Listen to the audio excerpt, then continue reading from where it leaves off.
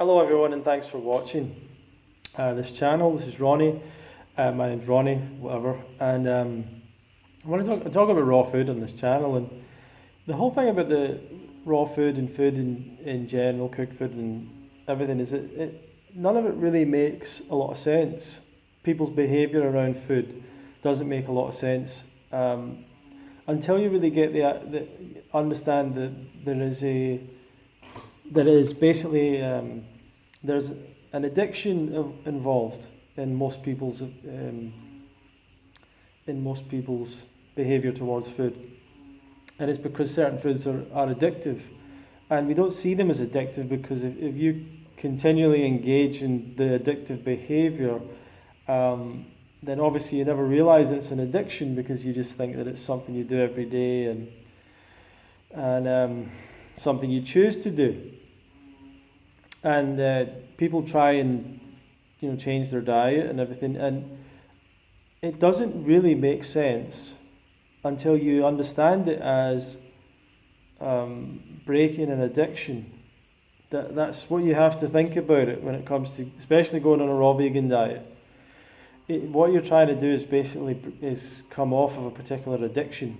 And the interesting thing about addictions, when things are addictive, especially certain foods, is that it doesn't really matter what they taste like all that much. And coffee is a great example. Alcohol is a great example. Cigarettes, all these things, like none of these things taste good. Alcohol and coffee don't taste good to people the first time they have them. They don't taste good at all. They're very bitter, unattractive flavours.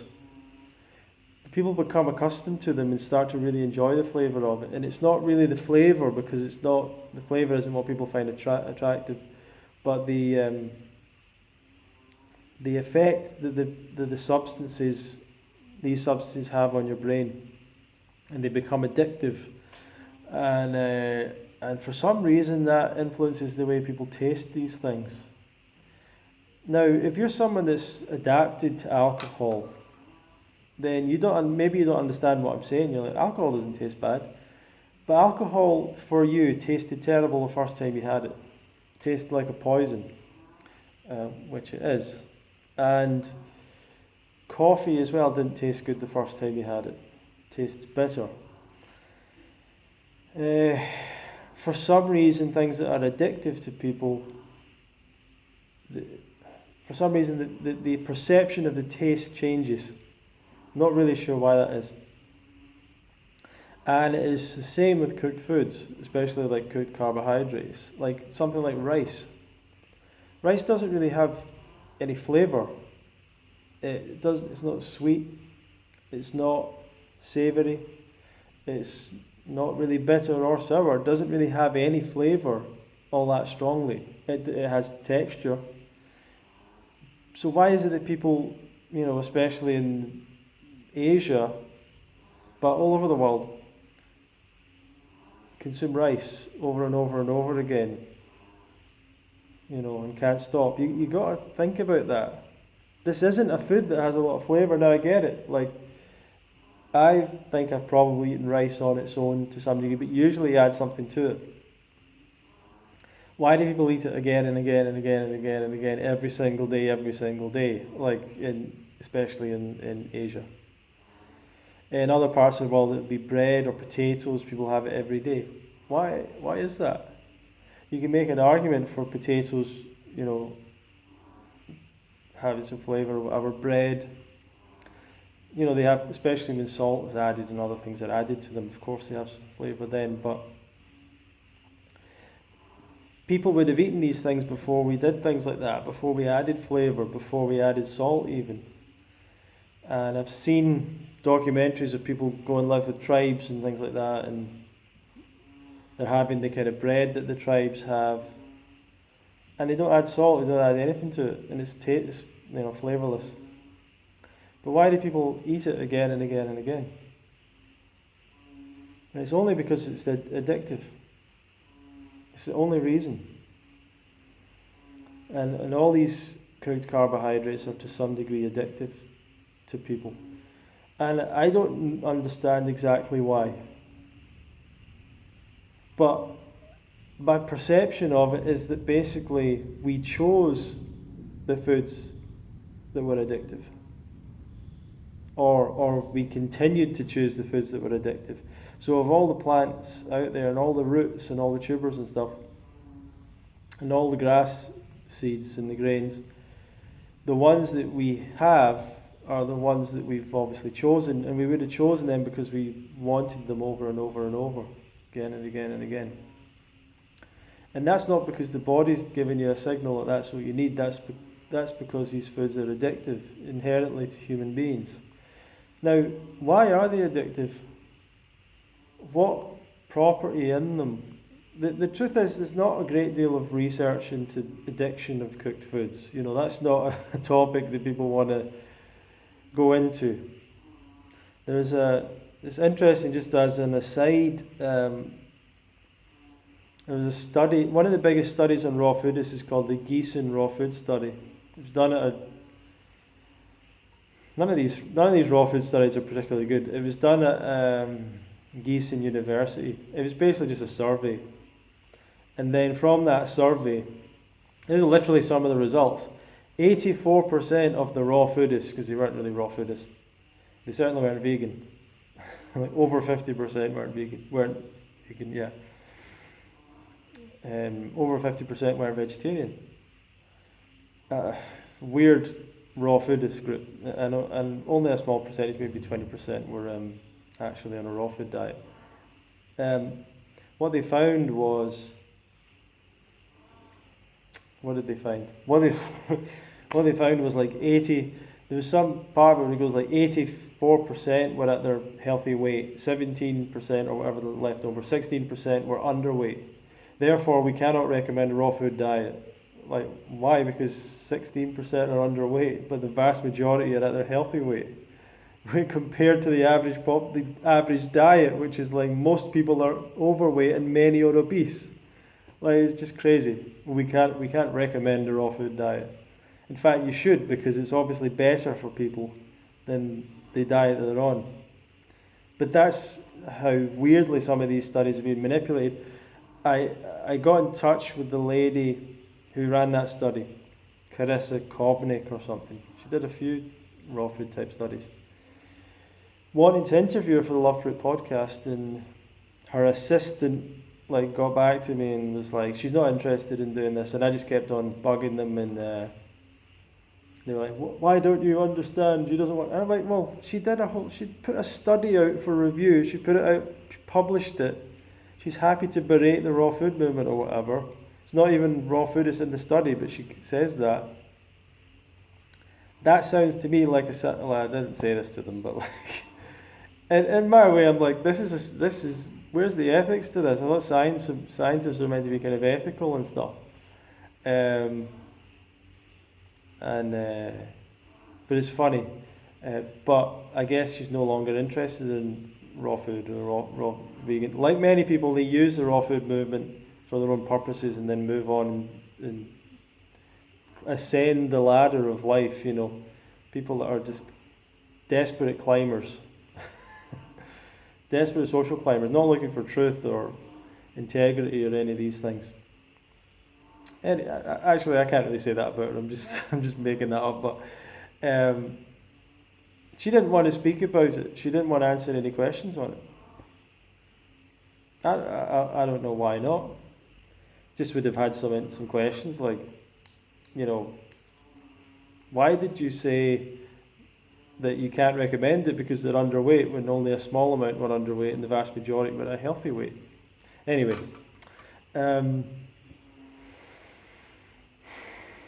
even her, she's an addict of cooked food. Most people are addicts of cooked food. And it's only when you accept that you understand what the raw food thing is all about and understand the challenge of going on a raw food diet. The challenge of a raw food diet has nothing to do with the cost of it or where you are in the world or fruit ripeness or any of these things. That's not the challenge, because there's bananas wherever you go, and there's, at the very least, you can get whatever, Apples. You can get apples everywhere. But your mind's not satisfied with that because you're addicted to these other things. And they have got so deeply into the whole roots of your psyche and emotion and your memory and everything. They have got a hold on you. But deeply. And people get scared to really look at that and give those things up. And those things do you no benefit. Zero. Cooked food doesn't benefit anyone in any way. Keeps you alive, I get that part of it. But it is not preferable to raw food. It's not better than fruits and vegetables. Even nuts and seeds. Like, it's not better. And the only reason that people consume these things is nothing to do with flavour or preference. It's addiction. And it's only when you go raw and you actually try and go raw that you realise that. And it's only when you realise that you get that when I say or others say you can't just have a little bit of cooked food now and again, because it's an addiction. Like any addiction. Now, can an alcoholic give up alcohol for a bunch of years and then someday have a glass of wine? I think some can, maybe, but there's a lot that can. And most of them choose not to, just because there's no benefit to it anyway. But there's no doubt in my mind that cooked food's addictive. Does that mean that it's... is that the bad thing about it? I don't know. I just don't get eating, like I can choose to eat mangoes or whatever, and I know afterwards I'll kind of feel pretty good. Not amazingly better, not enlightened, not I've got all the energy in the world, but I'm going to feel okay. If I chose to eat rice or bread or something else, I'm going to feel a little bit like, not myself. I'm not going to feel myself for a while. Not going to feel that good. I've not eaten cooked food for a couple of years, by the way. Maybe since 2.5 years or something. But it's a very strong addiction. It's not a particularly dangerous addiction. Like, it's not like it kills people straight away. Like, and I don't know exactly if it. I don't know if these foods like harm people that much. I just think they're not ideal. Most of them. I think the animal products are the foods that kill people. Flat stone, like they kill people. They give people disease. Dairy products probably the worst. They provide the most saturated fat to most people's diets. Cheese, butter, milk. That kills people. Literally, that is the foods that cause disease. Human body is so unbelievably strong that it can last for a long time, even with extreme amounts of disease in the body, and the body can last. But the animal products are the cause of most of the diseases that kill people. And some people that are very vulnerable to these things die very young. If you look up hypercholesterolemia are people that the name suggests have a high cholesterol level naturally. And those people, if you combine the standard American, European diet, high dairy, lots of meat, it's so devastating to people's health. But to those people with hypercholesterolemia, it just means their cholesterol goes way through the roof from a very young age. Heart disease rapidly occurs, and they're dead, oftentimes in their 40s from heart disease. Sometimes before that, I think for some extreme cases, in their 20s and stuff. I mean, that's rare, right? So I'm not saying that happens all the time, but Um, and there's also hypocholesterolemia, which is the opposite, low cholesterol, and those people live longer because the standard diet doesn't impact them so much. So the animal products are the foods that kill people, and then the cooked vegan foods. I don't think they kill people. You know, the cooked vegan foods. Do they lessen life? Do they reduce life? Do they cause other aggravation?